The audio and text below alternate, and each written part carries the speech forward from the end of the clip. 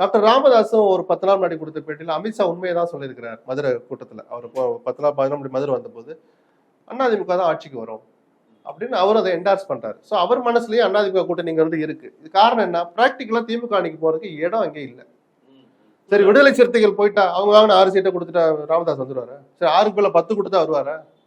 சொல்லுங்க சார். 30+ வாங்கி நின்னவங்க அவங்க எல்லாம்.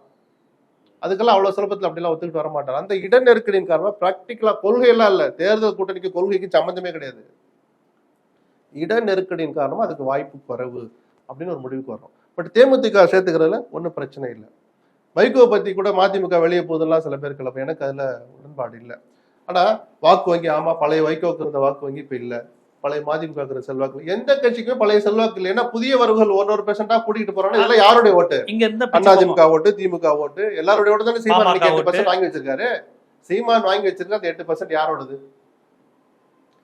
கமலஹாசன் வாங்கின அந்த 4% யாரோடது? அமமுக வாங்கின அந்த 5.5% யாரோடது? எல்லாம் அங்கங்க இருந்து பிடுங்கினதானே சார். அமமுக ஏடிஎம்கே ஓட்டு இருக்கட்டும் சார், அது பொதுமக்கள். அது திமுகவுக்கும் போடலாம்னு நினைச்சிருந்தா பொதுமக்கள் ஒரு 1/2% இருந்துக்க மாட்டானா? ஒரு 1/2%. நான் சொன்ன எல்லாருக்கும் அதுல பாதிப்பு இருக்குன்னு சொன்னேன். ஒரு கட்சி வளருது, ஒரு வாக்கு வங்கி நிரூபிக்கிறேன், அந்த ஓட்டு இங்கிருந்து போன ஓட்டு தான்.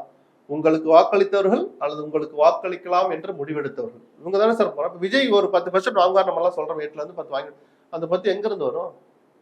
இது வரைக்கும் சீமானுக்கு போட்டவன், அதிமுக போட்ட, திமுக போட்ட, இவங்க தானே சார் போறாங்க. சிறுத்தைகளுக்கு போட்டவங்க அங்க போய் சேர நிர்வாகி ஏதோ ஒரு கட்சியில இருந்து போறான், இன்னொரு கட்சியில உறுப்பினராக இருந்திருப்பான், அந்த கட்சி மாநாட்டுக்கு போயிருப்பான். இன்னைக்கு விஜய்னு வந்தோடனே விஜய் கிட்ட போறான்.